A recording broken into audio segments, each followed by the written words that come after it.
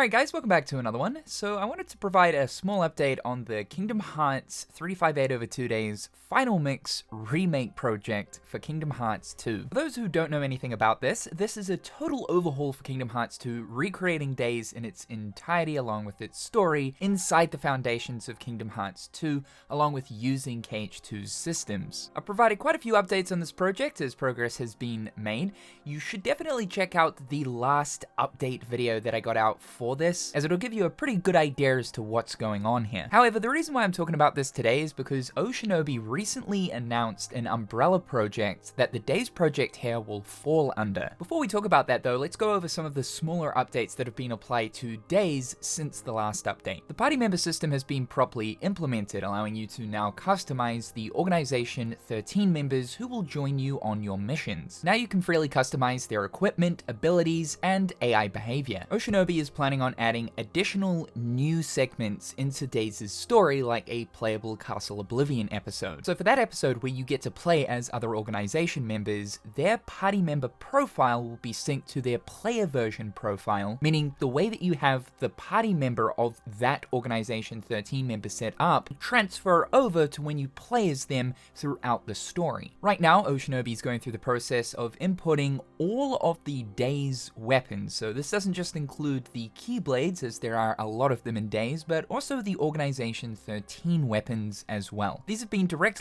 imported from 358 over 2 days. There's over 300 different weapon imports that will be put into this mod, which is simply massive. There are also plans to add in some brand new custom weapons as well. More map imports from various Kingdom Hearts games have been worked on as well. In these screenshots, you'll notice that we've got some of the rooms from Kingdom Hearts Re-Chain of Memories. I'm assuming that these maps will end up being used for the Castle Oblivion portion of the mod. Right now, Shinobi's also going through the process of further fleshing out the worlds that never was. He basically wants to get this world to a point where the entire castle is fully explorable, stitching together various maps found throughout different Kingdom Hearts games, but also designing entirely new custom maps to help stitch the castle together. The Realm of Darkness has also been worked on a little bit too for the RTC Corridor of Darkness system, allowing you to freely explore multiple areas of the Realm of Darkness. This is a completely optional thing for when you RTC. You can either decide to explore the Realm of Darkness or just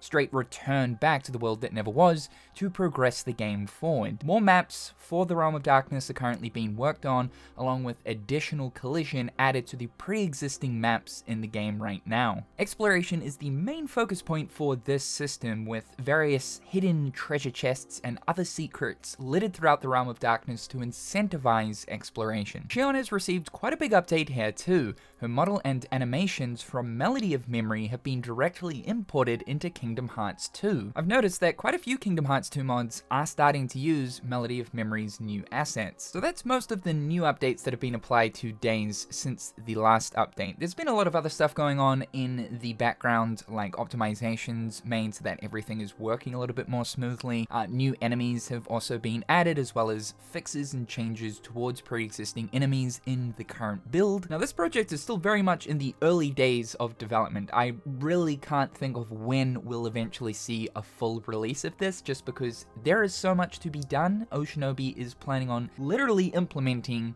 and recreating all of the missions from Days and its story within Kingdom Hearts 2, which is a massive undertaking. But not just that, like I mentioned, because this is meant to be a final mix, there is also going to be a lot of new stuff and new story segments added. And while it might be a very long time before we see a public release of this, he has wanted me to let you guys know that if you are interested in alpha testing the current build of Days, feel free to send him a DM over on Twitter. He's looking for any feedback or advice on the project that he can get. So let's talk about the big ham sandwich here in the equation, and that is the Saga Remake project. Shinobi announced this about a month ago, though it was at the beginning of this year that he let me in on exactly what Saga is. It's the umbrella name for 3 Kingdom Hearts 2 overhaul projects that are seeking to remake 3 separate Kingdom Hearts titles within Kingdom Hearts 2. Obviously, we have Days, we then have Kingdom Hearts Recoded, and there's Kingdom Hearts Birth by Sleep. The idea of this is to provide PlayStation 2 remakes of those 3 Kingdom Hearts titles. So just like Days' Final Mix here, These two projects are going to be using an assortment of imported assets from numerous other Kingdom Hearts games. This also includes the DS titles when obviously looking at Recoded. And Shinobi is also planning on giving them the final mix treatment in the sense of new additional custom content added throughout. I suppose we should talk about Birth by Sleep first here, given that it already has a final mix version. It's more than playable, it was never a DS Kingdom Hearts game. What exactly is Shinobi's intention and or reason why he decided to throw in BBS into this umbrella project? Shinobi explained to me that Birth by Sleep here isn't so much meant to be a remake, but more so of a re-envisioning or redevelopment of the game as a PlayStation 2 title like Square Enix originally intended. For those of you who don't know, the development of BBS started off as a PlayStation 2 game and not a PSP game. There were also some things changed in Birth by Sleep due to the limitations of the PlayStation Portable. So naturally, there was a lot of content that was cut and left out. Shinobi's idea here is to reinstate a lot of the original vision of Birth by Sleep. This would, of course, include the capes that were meant to be a part of the Keyblade armor. The PSP, unfortunately, just couldn't handle the cape physics, along with even reinserting the Jungle Book, which was a cut world for the game, though did receive quite a few maps already fleshed out and developed. A lot of the maps that are within the game files, though, are heavily unfinished, so it will be very interesting to see how Shinobi plans to tackle that. This is, of course, Kingdom Hearts 2 mod, so if we're looking at the combat system, it's not like we can have a fully functional command deck system, right? So this will once again use the modified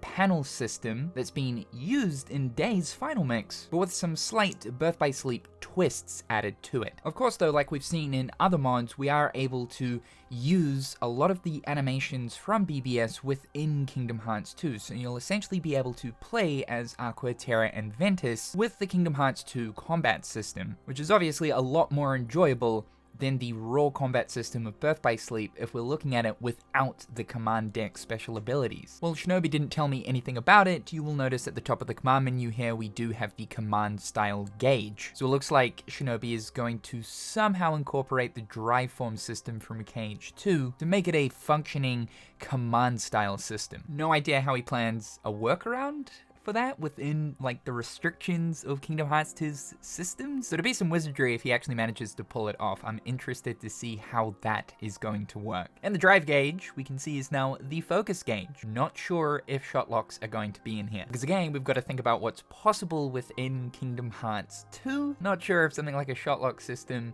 would be so easily just implemented into the game. Pre-existing maps from Birth by Sleep will be imported into Kingdom Hearts 2 to develop the worlds, though the collision for all of these maps will be heavily expanded upon, meaning that there is going to be a lot more areas to explore with further chests and secrets added throughout. Now, if we're looking at the new content plans, the first thing he told me here is 9 separate storylines, so 6 additional ones beyond that of just Aqua, Terra, and Ventus. But on top of that, his own take on 0.5 Birth by Sleep Volume 2, added in as like a secret episode towards the end of the game. He's wanting to have a Riku, Mickey, and Aqua storyline as part of this 0.5 episode. That's about all of the information he provided on Birth by Sleep. It is basically a different way to play BBS, on top of also being heavily expanded upon as well. He did say that out of the 3 projects, this is likely going to be the one that will finish last if we're looking at it.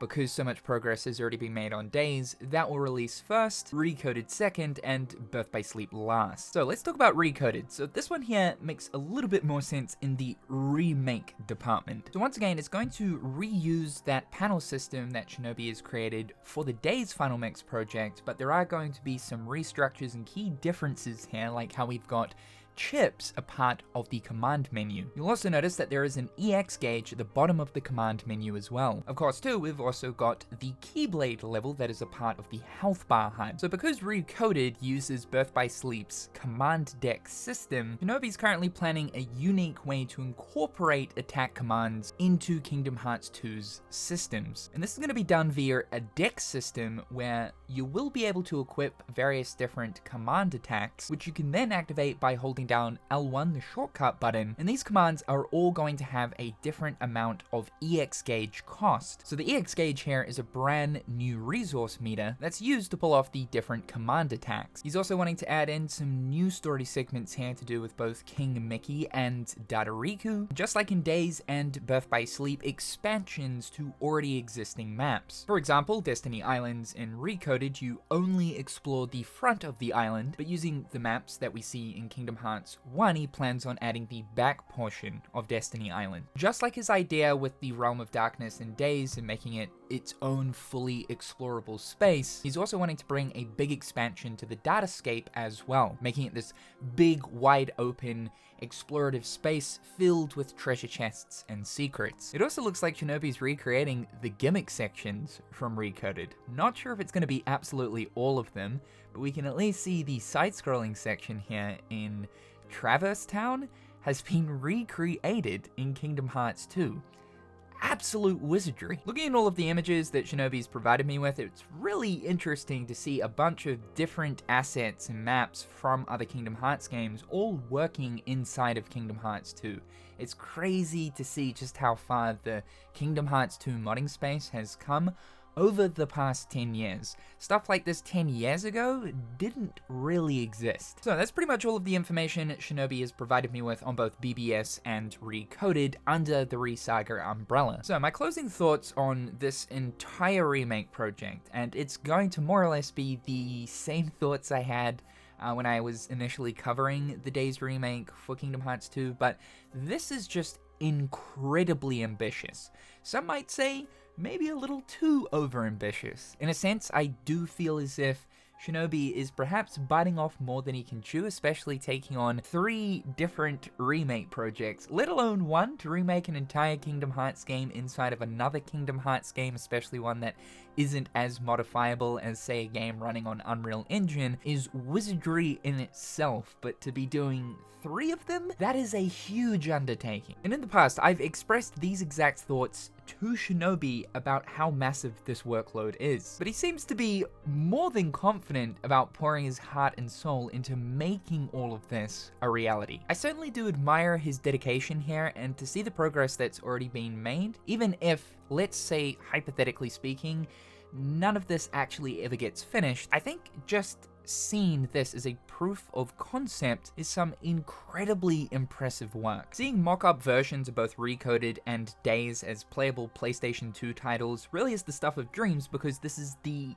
exact way we envisioned remakes of these Kingdom Hearts titles back throughout the HD Remix era, before it was confirmed that we wouldn't be getting playable titles but rather just movies. So it's pretty crazy to think that there is one person out there that said, screw it, I'm going to will this into existence. That being said though, I think it's going to be a very long time before we see the finalized product of at least one of these titles completely remade with working systems and all of the additional content that Shinobi's wanting to add in. From my experience of the alpha builds that I've played of Days so far, there is still a lot of work that needs to be done. This is still very much early days as far as the progress goes. However, this is certainly one of the coolest Kingdom Hearts community projects that's in development right now. Thank you guys so much for tuning in to today's video. Be sure to slap that like button and hit the subscribe. A big thank you to my wonderful patrons and YouTube members. I hope you're all having a fantastic day, and we'll chat again real soon.